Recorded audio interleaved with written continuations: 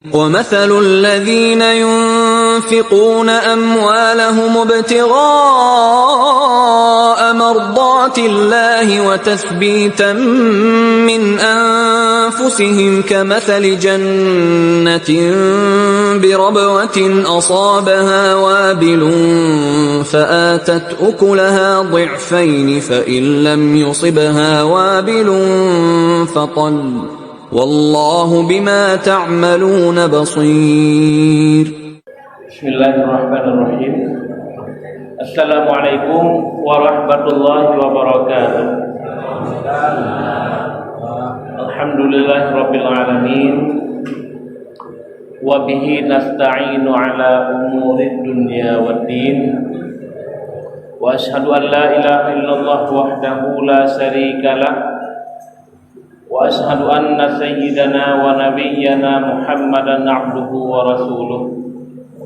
Allahumma salli wa sallim wa barik ala hadzal nabiyil karim sayyidina Muhammadin wa ala alihi wa ashabihi ajma'in. Segala puji bagi Allah, selawat dan salam kepada Rasulullah. Alhamdulillah, kembali kita berjumpa pada malam yang berbahagia ini. Tentunya semuanya dengan izin Allah Subhanahu wa taala. Insyaallah pada malam yang berbahagia ini akan kita lanjutkan kajian surah Al-Baqarah ayat 265. Allah Subhanahu wa taala pada ayat sebelumnya sudah menjelaskan perumpamaan orang yang berinfak tapi ada diiringi dengan riya, tidak ikhlas karena Allah Subhanahu wa taala. Allah memberikan perumpamaan kama tali safwanin alaihi turab, seperti batu licin yang ada debu di dalamnya, fa asabahu wabilun, lalu ditimpa hujan yang deras, fatarakahu salda, tidak ada sedikit pun yang tersisa batu, debu di atas batu, jangankan debunya, sisanya pun tidak terlihat lagi. Sebaliknya pada malam yang berbahagia ini kita akan kaji ayat 265. Allah Subhanahu wa taala berfirman, A'udzubillahi minasyaitonirrajim. Bismillahirrahmanirrahim. Wa matsalul ladzina yunfiquna amwalahum mubtigha'a mardatillah. Perumpamaan orang-orang yang membelanjakan hartanya ibtigha'a mardatillah, karena mencari keridhaan Allah Subhanahu wa taala. Wa tathbitan min anfusihim, dan untuk keteguhan jiwa mereka. Allah memberikan perumpamaan kama tali jannatin, seperti sebuah kebun, birabwatin, di dataran yang tinggi, asabaha wabilun, yang disirami oleh hujan yang lebat, fa'atat ukulaha dhi'afain, maka kebun tersebut bisa menghasilkan 2 kali gandaan. Fa'in lam yusibha wabilun, kalau dataran kebun itu di dataran tinggi tidak ada hujan lebat, fatal, hujan rintik-rintik pun jadi. Wallahu bima ta'maluna basir. Allah Subhanahu wa taala Maha melihat apa yang kamu kerjakan. Hadirin dan hadirat yang dirahmati Allah. Allah Subhanahu wa taala pertama menyebutkan perumpamaan orang yang membelanjakan, mengeluarkan hartanya karena ibtigha'a mardatillah, karena untuk mencari keridhaan Allah. Kebalikan yang kemarin, ria'an nas, menampakkan kepada manusia kalau dia itu seorang dermawan.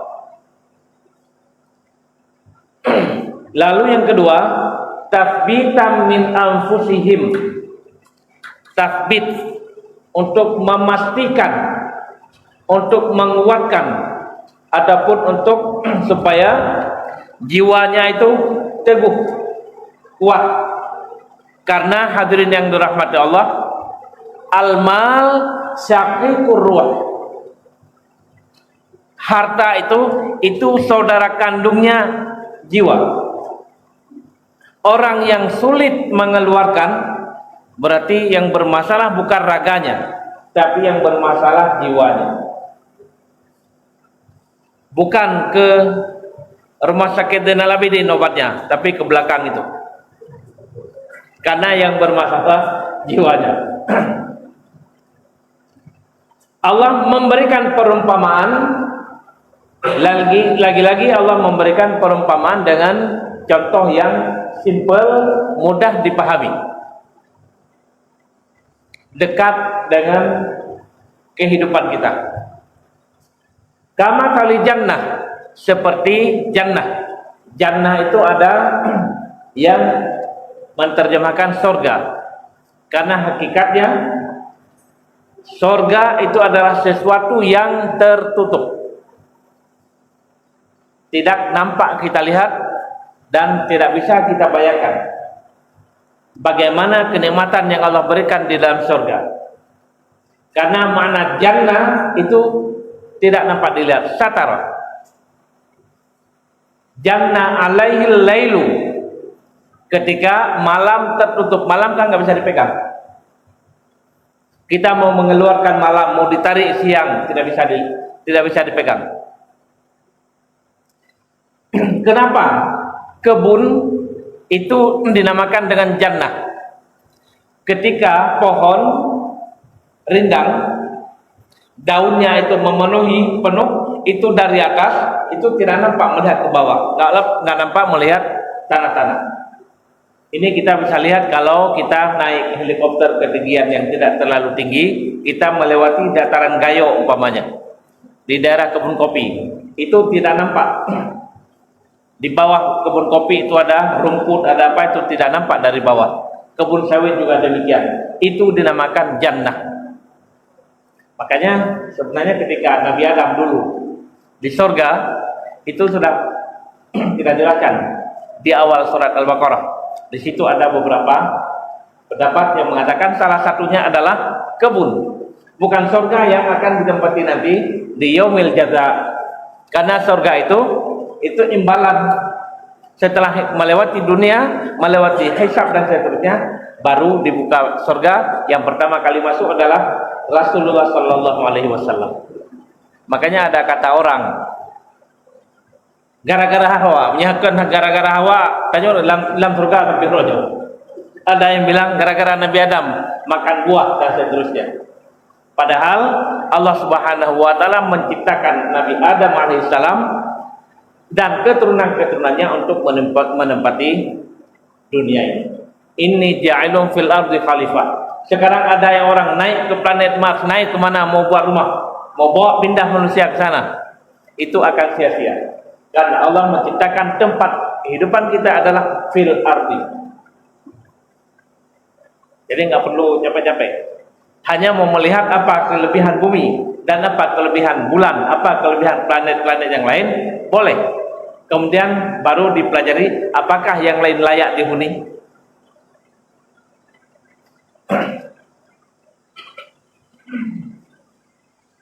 Birabwatin, kebun yang letaknya rabwah. Rabwah itu di tempat yang tinggi, dataran tinggi. Makanya tadi saya sebutkan contohnya Gayo, karena itu tinggi.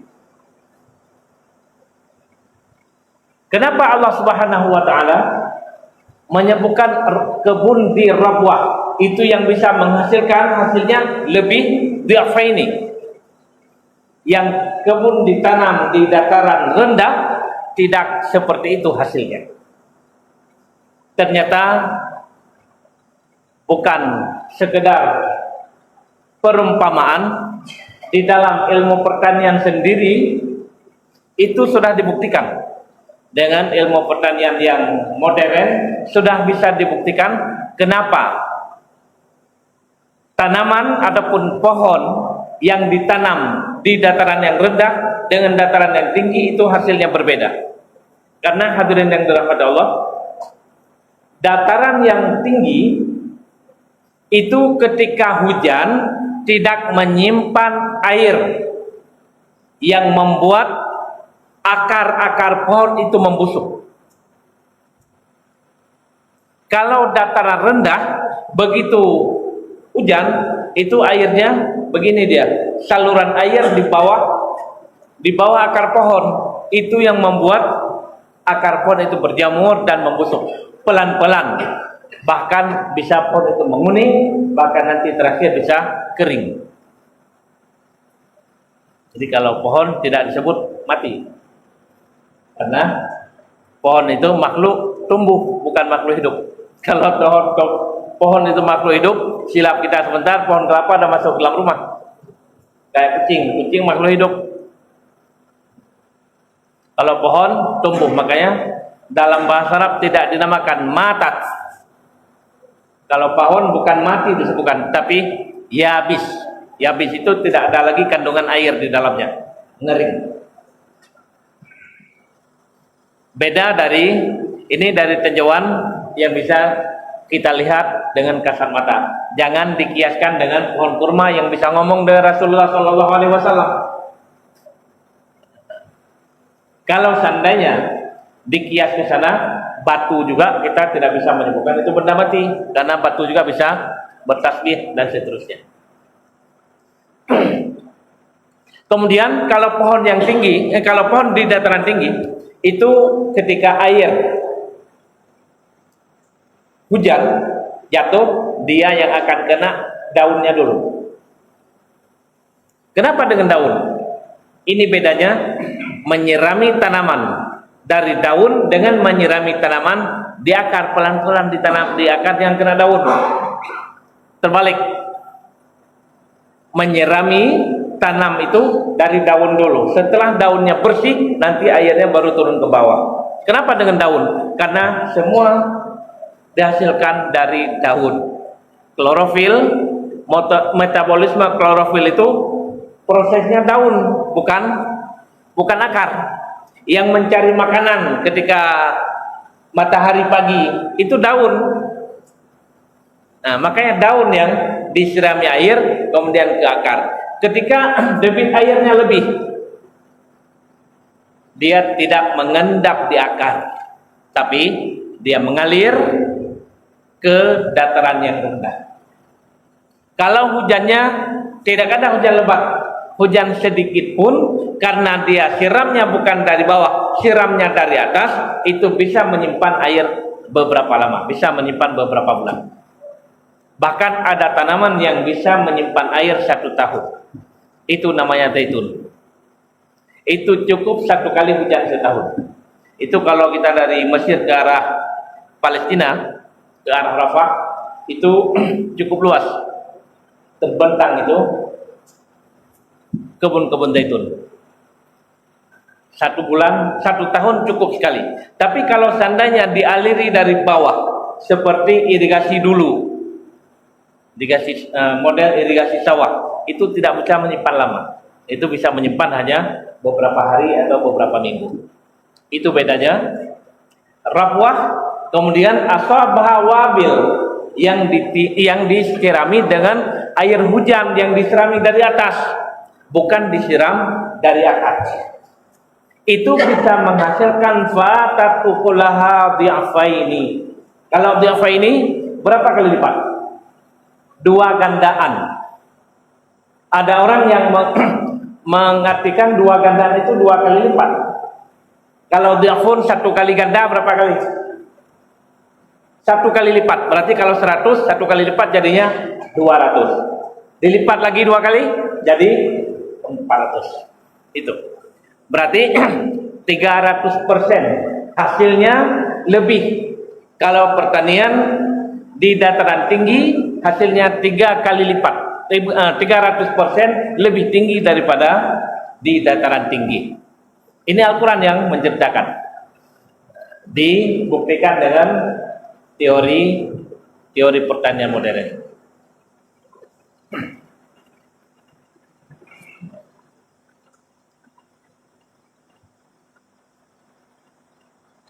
Fa'ilam yusibha wabil, tidak ada hujan deras, fatal, hujan yang seperti sekarang ini juga terjadi. Hujan ini udah kita jelaskan pada pertemuan yang lalu. Kalau wabil itu hujan yang deras sekali. Al-matar as-jadid. Kalau wabilun akhaful matar wa dha'afuha. Hujan yang paling sederhana, paling ringan, paling sedikit, itu namanya tal.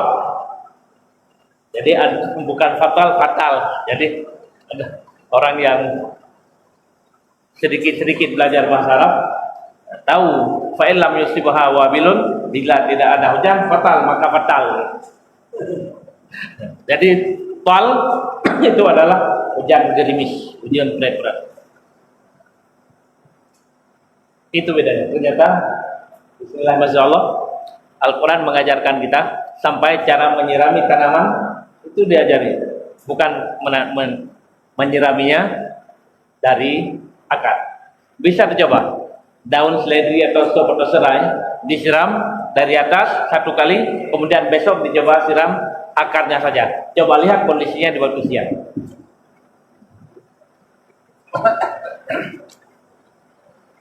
Kemudian Allah Subhanahu wa taala menutup ayat ini dengan perkataan wallahu bima ta'maluna basir.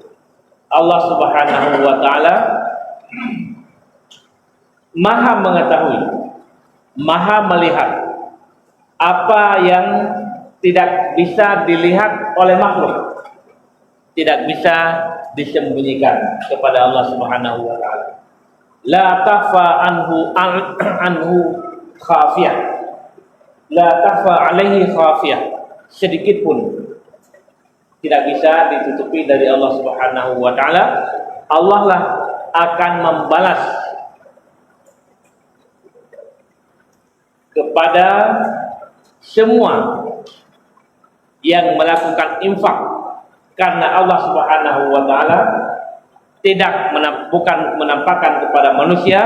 Tambah 2 hal lagi, tidak diiringi oleh al-manni wal adha. Jadi 2 kondisi al-munfiq, orang yang memberikan, ada 2 kondisi. Dua kondisi ini digambarkan, diberikan perumpamaan kepada kita oleh Allah Subhanahu wa taala. Kedua-duanya dalam perumpamaan hujan. Tapi hujan yang pertama untuk menghilangkan semua bekas. Hujan yang kedua justru akan menambah hasil, bisa berlipat-lipat ganda. Kemudian ayat selanjutnya, ini sedikit saja, nanti mungkin ada banyak hal juga yang tertinggal dari ayat yang akan kita sampaikan. Insyaallah kita lanjutkan pada pertemuan yang akan datang. Di minimal kita jelaskan dulu pengertian ayat secara umum. Ayawatu ahadukum an takuna lahu jannatun min nakhilin wa anab. Apakah ada salah satu di antara kalian an takuna lahu jannah, yang ingin punya kebun kurma, wa anab, dan kebun anggur. Kenapa kurma dan anggur disebutkan? Karena ketika turunnya ayat ini disebutkan kelapa, mereka enggak memahami. Karena sejauh yang kami tahu, ke arah Timur Tengah sana enggak ada pohon kelapa. Karena pohon kelapa tidak bisa bertahan di musim dingin. Sementara di sana ada musim panas, ada musim dingin. Ketika musim dingin itu pucuk kelapa itu begini, Kita mulai nano. Boh aku lagi mau bi.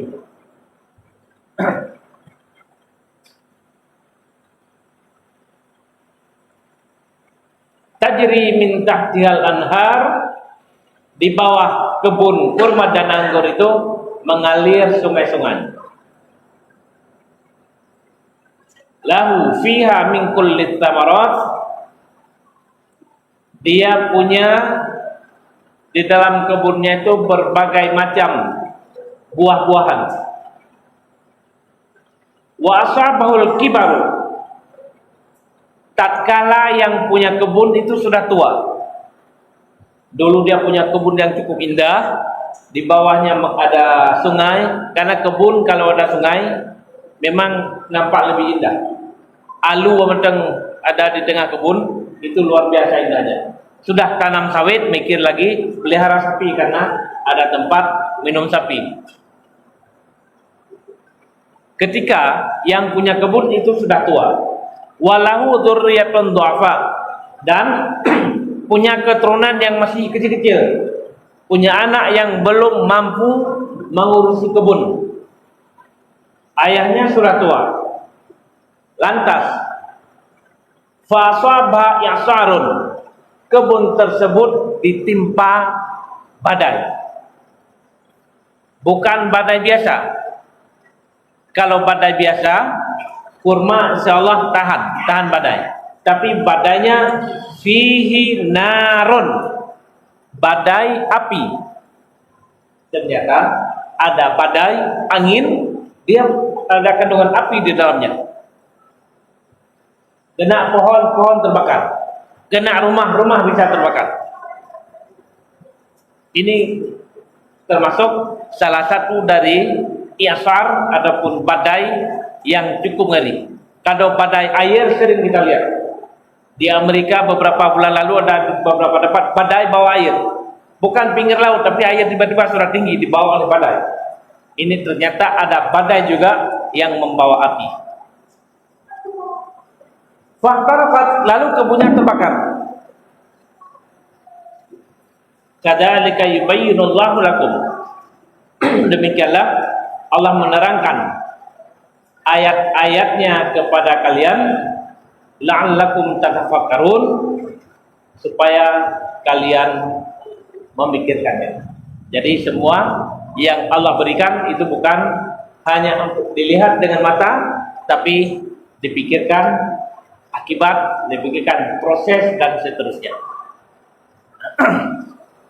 Mungkin ini saja, mudah-mudahan bermanfaat. Insyaallah pada pertemuan yang akan datang kita akan mendalami ayat ini. Mudah-mudahan dapat referensi-referensi yang menjelaskan tentang angin, model-model badai. Kalau badai hujan, badai api itu datangnya dari mana, apa pengaruhnya, apa sebabnya, dan apa dampaknya dan seterusnya. Mudah-mudahan bisa kita kaji pada pertemuan yang akan datang. Sebelum kita buka pertanyaan, ada satu pertanyaan yang ditunda pada pertemuan yang lalu yang ditanyakan oleh Bapak Sofyan Narani. Bagaimana hukum infak dari harta subhat? Subhat itu harta yang tidak bisa dikatakan ini haram, tapi halal juga tidak pasti. Ini kembali ke hukum dasarnya. Mempergunakan harta yang subhat itu apa hukumnya? Mempergunakan harta subhat, apakah membeli pakaian, membuat rumah dan seterusnya? Ini ada ulama yang berpendapat hukumnya makruh. Kalau wara itu meninggalkannya, melakukannya tidak haram. Demikian juga infak, tidak haram infak dengan harta subhat. Kalau harta yang haram itu memang sudah jelas haram, tapi daripada dibakar, bagus harta itu sumbang di tempat-tempat untuk kemaslahatan makhluk Allah, nggak harus kemaslahatan manusia. Bisa jadikan tempat makan anjing juga boleh, ataupun karena ada kadang-kadang tidak dipikirkan, ternyata ada yang memikirkan. Ini di Mesir tidak jauh dari kampus Al-Azhar itu ada Mas'al Kilab namanya. Itu tempat apa namanya? Tempat air disiapkan untuk anjing. Jadi anjing-anjing di situ minum di sana karena di sana tidak ada anak pari yang naik karena nggak ada hujan. Mas'al Kilab. Ada yang menyiapin gedung di lantai paling akhir itu dibuka untuk dituang gandum di situ sebanyak-banyaknya. Orang yang punya itu mewakafkan sejumlah sawah ataupun kebun untuk ditanam gandum. Gandum itu diberikan untuk burung. Tempat-tempat seperti itu bisa, boleh dilakukan. Yang jangan diam-diam nggak kasih tahu, kasih makanan aja Kim dengan harta haram, nggak boleh. Itu dosanya bermasalah karena siapa yang makan harta haram, siapapun, fannaru aula bih, jangan kasih api ke orang lain. Kalau dia tahu pasti dia nggak mau. Kita bilang ini harta haram, mau makan pasti tidak. Tapi nanti dengan harta haram boleh, nimbun jalan boleh, buat WC masjid boleh. Jangan ke sini, jangan tempat sujud. WC di sana boleh atau mau pagarnya. Jadi jangan kita bawa pada tempat-tempat yang sangat nyaman, sangat ditunggu-tunggu di situ dari sumber yang baik. Karena Allah Subhanahu wa taala, innallaha thayyibun la yaqbalu illa thayyiban. Kami persilakan yang lain.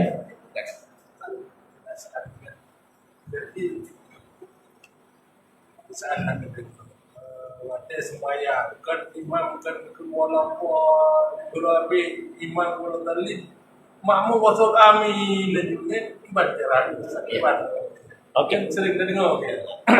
Biasa anak-anak ya. Kunci kan ya dong. Kunci. Kalau untuk batal salat insyaallah tidak. Karena amin itu adalah bacaan doa. Nah, tapi seharusnya itu dibacakan setelah selesai makmum membaca Fatihah. Jadi nanti jawab sama-sama amin. Kenapa tunggu sebentar? Karena di situ juga Allah mengutus malaikat untuk mengaminkan bersama kita. Jadi amin yang kita panjatkan bersama dengan amin malaikat. Jadi mungkin kadang kuto-kuto wujud amin dan amin malaikat. Makanya kami kaget. Kami dengar ketika bacaan doa sekarang disuruh ganti dengan kata-kata lain. Wallahu a'lam. Enggak tahu apa alasan dan apa sumbernya. Ada juga contoh lain. Salam juga sebaiknya setelah imam salam yang kedua baru kita salam. Bukan setelah imam salam yang pertama. Kalau setelah imam salam yang pertama apakah membatalkan salat? Tidak. Tapi bicaranya kita cari keutamaan, hanya bersabar berapa detik mendapatkan pahala yang lebih sempurna. Demikian juga bangkit bagi yang masbuk. Itu juga tunggu dulu selesai imam salat. Jangan imam baru assalamualaikum warahmatullahi wabarakatuh bangkit. Ini juga terjadi pada orang gede. Terima kasih. Nah lain? Ya silakan. Silakan. Gambar basah, gambar masjid, kebetulan kebun Bandung. Nah yang mencuri, anak mencuri, ya contoh umum. Gedong dijual secara fisik enggak. Buat yang umum yang berjahat, mungkin mana? Sisa. Iya, oke. Saya juga pernah mengalami pengalaman yang sama. Tidak ada imam pada sholat zuhur dan sholat asar karena ada orang yang tidak pernah sholat jamaah seumur hidupnya kecuali sholat maghrib atau isya atau subuh, sholat lebaran, sholat gerhana plus sholat lebaran. Begitu sholat zuhur yang bukan sholat Jumat, udah dikiranya kalau setiap sholat jamaah dengan suara besar, jahar semua. Apakah membatalkan sholat? Tidak membatalkan sholat. Dan nggak perlu kita teriak, karena kalau kita teriak subhanallah di belakang, nanti bacaan Fatihah dia lebih besar lagi. Iya. Demikian. Tidak benar. Coba.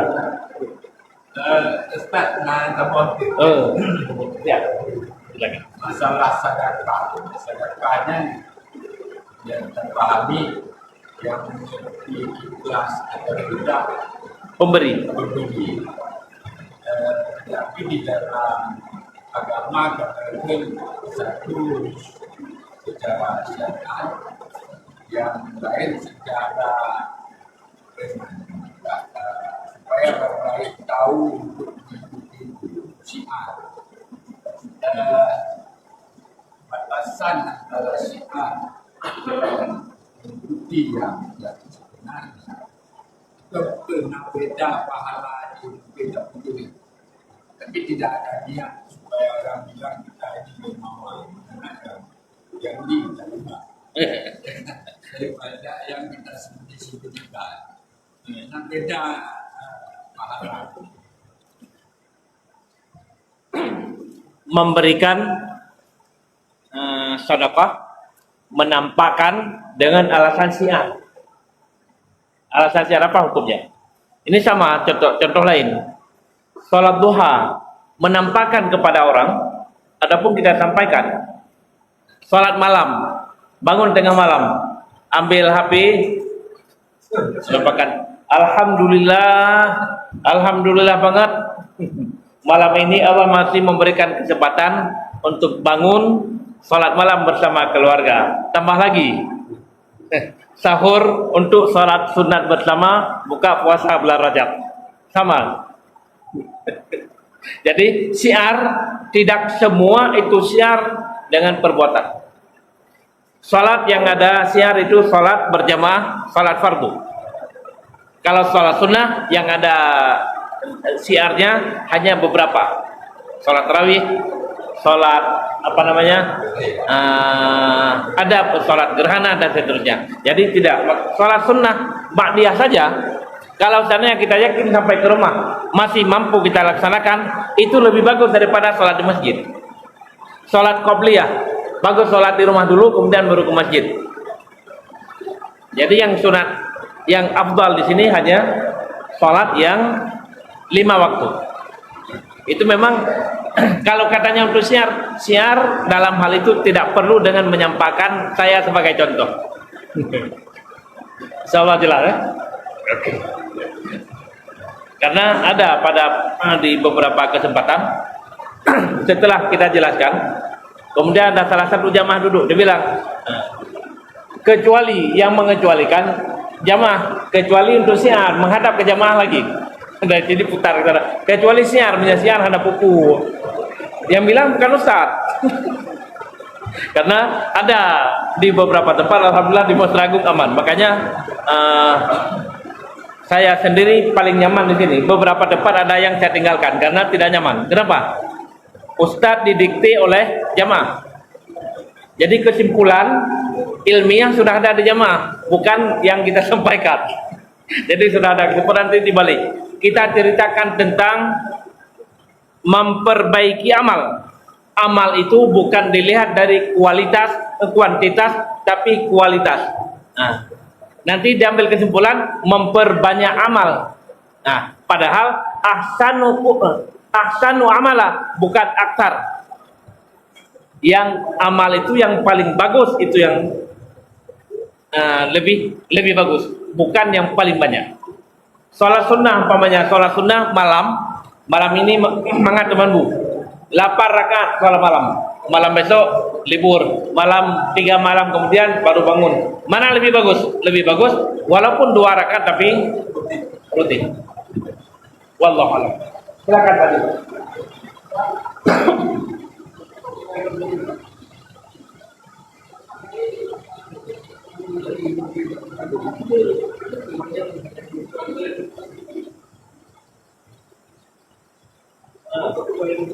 Ya.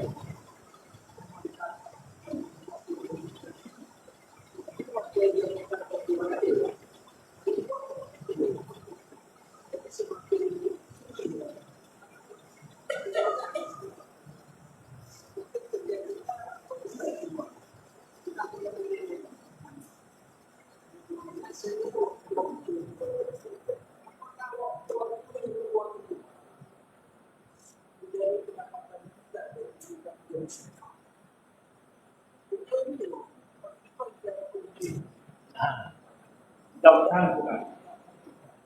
Karena selama tanggung jawabnya sedikit pun tidak terabaikan. Bukan melalaikan tanggung jawab.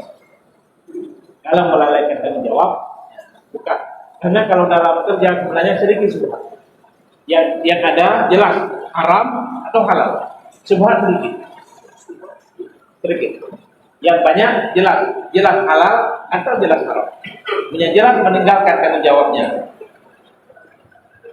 Orang antri di mudah tangan dia sedang ngopi.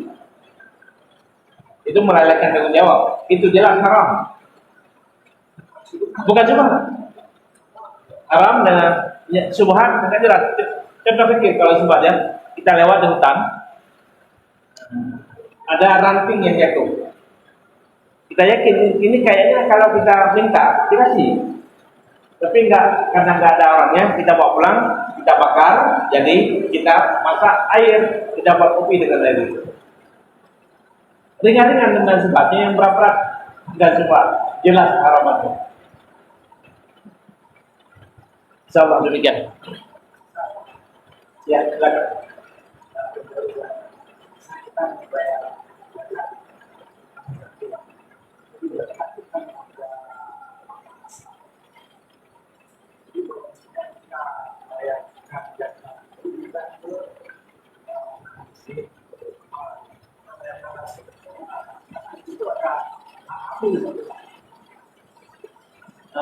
Ya, hak amil itu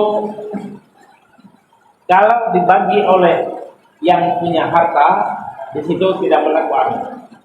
Tidak berlaku amil. Tidak berlaku amil. Tidak ada bagian untuk amil. Karena dibagikan langsung oleh yang punya harta. Boleh dibagikan sendiri, tidak, tapi tidak boleh ambil atas nama jasa yang sebagai amil. Tidak boleh. Jadi amil tidak berlaku untuk membagi zakat sendiri.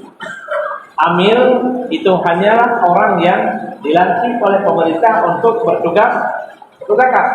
Bukan dia sebagai kepala desa, tapi bagi fitrah dia amil, tidak. Memang orang yang ditugaskan untuk amil zakat.